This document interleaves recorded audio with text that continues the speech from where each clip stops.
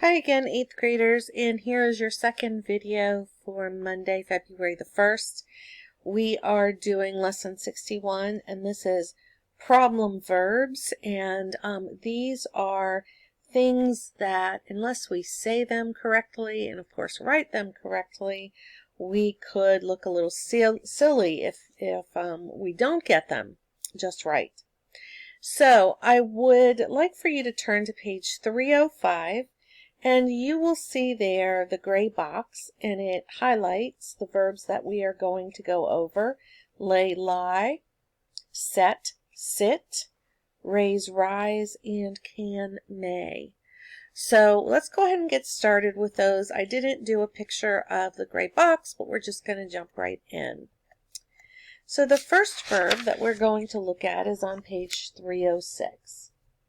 Now, we're going to be talking in technical terms, and hopefully you remember what these technical terms are. But lay is a transitive verb that means to put or place something. They also give you the principal parts, lay, laid, and have laid.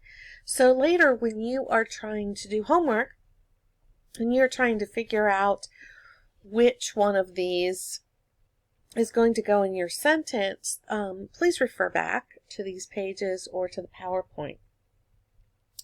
So lay is transitive and it must pass its action to a direct object. So they give us a couple of examples. You must lay the papers in neat stacks. And so lay what? Lay the papers.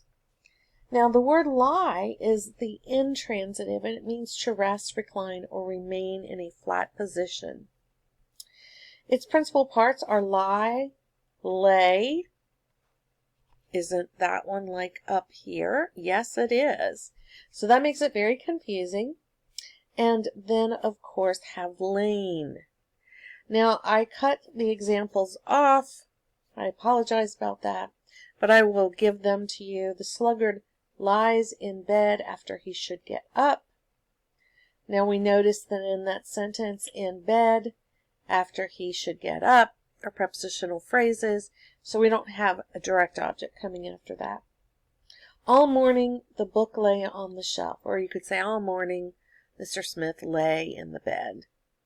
It is that action of reclining, resting, and so be careful, especially since you have the same word here and then up here. Be careful that you refer back to these so that you know what to put when you're doing your homework. All right, let's move to the next one. We have set and sit. Set is the transitive verb that means to put or place something. Its principal parts are set, have set. It's transitive and must pass its action. So if we go to the next slide, we also get... Oh, I didn't put the examples of this one either, so I'll have to give them to you. We must set no evil thing before us. We must put no evil thing before us would also work, or before our eyes, excuse me. We must set what evil thing? So remember, there's going to be a direct object. It's passing its action to the direct object. Now we can look at this. Set also has different definitions as an intransitive verb. To move below the horizon, to keep eggs warm for hatching, and to become firm. I don't know if your mom has ever made Jell-O, put it in the refrigerator, and said it needs to set. That means it needs to firm up. Here's some examples. The moon has set. And now we can view the stars. Several of our hens are setting, not sitting. They're keeping the eggs warm. And the gelatin dessert has set. Sit is an intransitive verb that means to rest or be seated. Its principal parts are sit, sat, have set.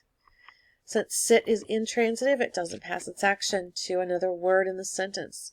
The horned owl often sits on that large posts. So it is,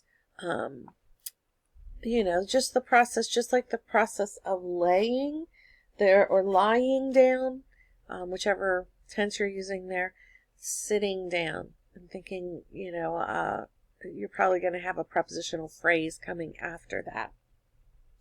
So you have set with a couple of different possibilities there. So take a look back at that when you do your homework. And then you have sit. Okay, let's move to raise and rise at the bottom of page 307. Raise is the transitive verb that means to cause something to go up. I'm going to raise the flag. Its principal parts are raise, raised, have raised. Some other examples, my uncle raises popcorn to sell. And so you can use it in that situation. The large beam was raised. You're thinking of something starting on the floor and moving up. To me, the best example is the flag, raising the flag. Then if you go down to the bottom, rise is an intransitive verb that means to get up or go up. If you think of, I don't know if your moms have ever walked into your bedroom in the morning and said, rise and shine. Well, that's exactly how this is used. Rise, rose, have risen. So get up or go up. It's intransitive and it never passes any action. So let me give you some of the examples. The kites should rise well in this wind. The elderly man rose from his chair. All of these are in your books if you want to take a look at them. Okay, and then finally the last one, can and may. This is probably the most misused, and the verb can means to be able to. The verb may means getting permission. And a lot of times someone will raise their hand in class, can I go to the bathroom? Well, that just means, are you able to go to the bathroom? Can you go? But if you'd like to get up out of your chair and go to the bathroom, then you need to say, may I? So here's some examples. I can do all things through Christ who strengthens me. Can you speak German? Do you have the ability?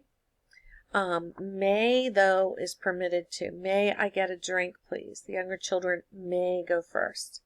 So be very cautious on those. That tends to be the worst culprit.